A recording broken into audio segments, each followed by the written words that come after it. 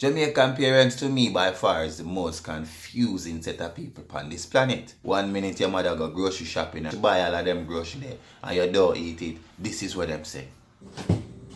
Me not understand why me buy food put in here and feel no eat and the food in the fridge is food just spoil. Me buy the food, me put in the fridge, who don't even eat it. Why sense me I buy food and I put in the fridge every week if you don't go just make it food spoil? Why sense? Waste my money. That's so nice.